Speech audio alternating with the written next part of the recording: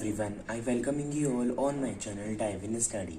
Today we are going to discuss the topic Hitler Rise to Power. This is the part 4th video of the chapter Nazis and Rise of Hitler, class 9 topic. So आज हम जानने वाले हैं कि Hitler power में कैसे आया। तो हम जानते हैं कि हिटलर बहुत ही बुरा था जो कि ज्यूज़ को बिल्कुल भी पसंद नहीं करता था। तो अब हम देखते हैं उसके बारे में कि वो पावर में कैसे आया। तो सबसे पहले हिटलर कहाँ पर बोर्न हुआ था? 1889 इन ऑस्ट्रिया। तो हिटलर 1889 ऑस्ट्रिया में बोर्न हुआ था, यानी कि पैदा हुआ था। फिर क्या हुआ, वो जो जर्मनी जब हार गई थी और वर्सेल्स की जो ट्रीटी थी उसने उसे बहुत डरा दिया था और हिटलर ने अपने आप को इनरोल कर लिया था आर्मी में और वो उसने बहुत सारे मेडल्स भी अर्न किए थे फॉर हिज ब्रेवरी। सो अगर हम देखें नेक्स्ट पॉइंट, तो 1919 में उसने क्या किया, एक स्मॉल ग्रुप को ज्वाइन किया जिसका क्या नाम था, जर्मन वर्कर्स पार्टी। और फिर जर्मन वर्कर्स पार्टी के बाद उसने इसी पार्टी का नाम चेंज करके क्या रख दिया, National Socialist German Workers Party. और उसके बाद में ये हुआ कि this party came to be known as Nazi party. यही पार्टी बाद में चलकर कौन सी पार्टी बनी, नाजी पार्टी। और फिर नाजी पार्टी। और 1929 में हिटलर क्या चाहता था, वो बवेरिया को भी अपने कब्जे में लाना चाहता था। वो चाहता था कि सब जो है आसपास की जो जगह हैं वो सब उसके अंडर हों। फिर उसके बाद क्या हुआ, जब वहाँ पे हमने अभी लास्ट टॉपिक ही पढ़ा था द ईयर्स ऑफ डिप्रेशन। तो जब वहाँ पे बहुत ज़्यादा अनएम्प्लॉयमेंट हो गया था तो कोलैप्स्ड बिल्डिंग कोलैप्स हो गई थी, बहुत सारों की जॉब्स छिन गई थी। जो बड़े बड़े जैसे वही अपने सर को वाटर से ऊपर रख सकते थे, मतलब कि अच्छे से रह सकते थे, लेकिन जो नीचे गिरे हुए लोग थे वो तो नहीं रह सकते थे, थोड़ी सी मतलब मिडिल क्लास। तो फिर नाजी जो प्रोपेगेंडा था, इन्होंने अपने बहुत सारे प्रचार किए, बताया कि वो जीतने के लिए कि हम जीत जाएं, तो इसके लिए इन्होंने बहुत सारे अच्छे अच्छे वादे किए जिससे लोग के अंदर होप हो गई कि हाँ हम अब भी कुछ अच्छा कर सकते हैं। तो उसके ईयर्स ऑफ डिप्रेशन के बाद Nazi propaganda states hope for a better future. इन्होंने बेटर फ्यूचर दिखाने के लिए उन्होंने बहुत ज़्यादा अपने प्रोपेगेंडा करा। फिर Hitler was a powerful speaker and his words would move people. So Hitler जो था वो एक पावरफुल स्पीकर था और जो उसके वर्ड्स थे, यानी कि मतलब जो भी वो कहता था एकदम पीपल उस पर एकदम यकीन कर लेते थे, क्योंकि कुछ वर्ड्स ऐसे होते हैं जिस पे एकदम यकीन कर लिया जाता है। तो वो बोलता ही ऐसा है क्योंकि वो एक पावरफुल स्पीकर है। और हाँ ये भी कि उन्हें 1932 में नाजी पार्टी क्या बन गई थी, जर्मनी की बिगेस्ट पार्टी बन गई थी विद 37% वोट्स इन रीचस्टैग।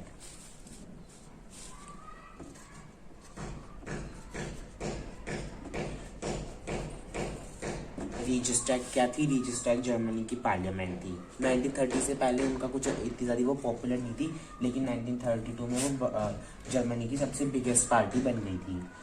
फिर वो भी बहुत ज़्यादा पावरफुल स्पीकर था, उसने बहुत सारे वादे करे कि वो ज़्यादा से ज़्यादा एम्प्लॉयमेंट कराएगा। और उसने क्या कहा कि he work to build a strong nation. वो एक अच्छा जर्मनी को और अच्छा बनाना चाहता था, तो उसने ये सारे वादे किए जिससे लोगों के अंदर होप हुई और उन्होंने उसे जिताया।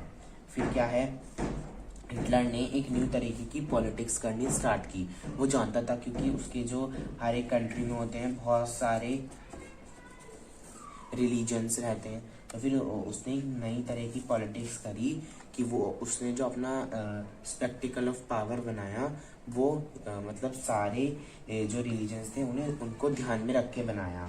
तो जो रेड बैनर्स थे विद स्वस्तिका सिंबल, क्योंकि जो हिंदू होता है स्वस्तिका symbol and swastika and Nazi salute, this things are all the spectacle of his power. तो फिर नाजी ने क्या कहा, नाजी पार्टी ये सोचती थी कि Hitler was the one who created a strong nation and who is responsible for the better future of the Germany. फिर सभी लोगों के अंदर होप हुई और उन्होंने क्या करा, 1932 में रीचस्टैग में 37% वोट देके उसे जिता दिया। अब हम चलते हैं अपने next topic the destruction of democracy पर। अब हम देखते हैं अगला topic the destruction of democracy. कि वहाँ पे जर्मनी में डेमोक्रेसी का डिस्ट्रक्शन हिटलर ने कैसे कर दिया। हिटलर पहले से ही क्या था, वो डेमोक्रेसी को डिस्ट्रक्ट करके क्या लाना चाहता था, डिक्टेटरशिप वहाँ पे स्टेबलाइज करना चाहता था। अब हम पहला पॉइंट देखते हैं। On 23 January 1933 president Hindenburg offered the chancellorship to Hitler. So जो प्रेसिडेंट हिंडरबर्ग थे, हिटलर में वो जर्मनी में जो प्रेसिडेंट हिंडरबर्ग थे, उन्होंने 23 जनवरी 1933 को क्या करा, चांसलरशिप की पोजीशन उन्होंने किसे करी, हिटलर को ऑफर कर दी। और हिटलर ने हिटलर को ऑफर किया और हिटलर ने उसे अपना लिया, तो वो अब एक चांसलरशिप की पोजीशन पे था। ये हाईएस्ट पोजीशन होती है कैबिनेट मिनिस्टर्स में।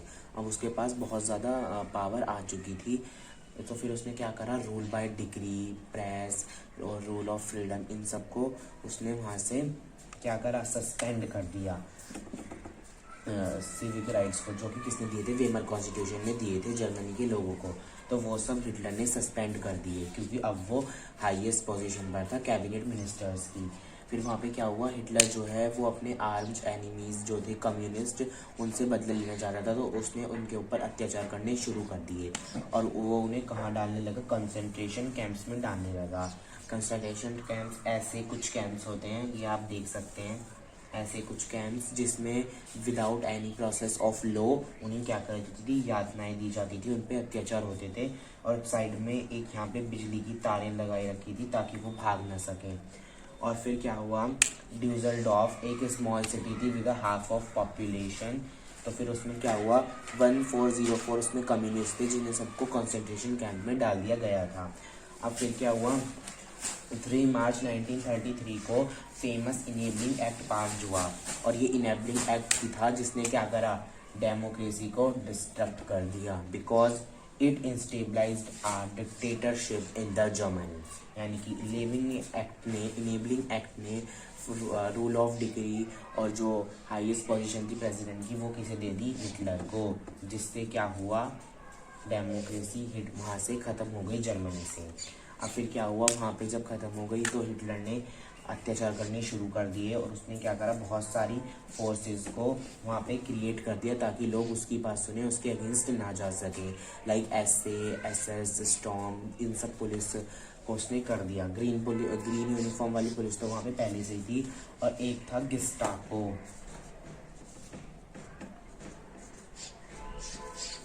ये क्या थी, ये थी वहाँ की सीक्रेट पुलिस, गेस्टापो नेम था उसका, सीक्रेट पुलिस थी जो हिटलर ने क्रिएट की थी to control and order society in what ways Nazi wanted, कि नाजी जैसे चाहते हैं सोसाइटी को वो वहाँ पे इंस्टेबलाइज कर दे, एग्जीक्यूट कर दे।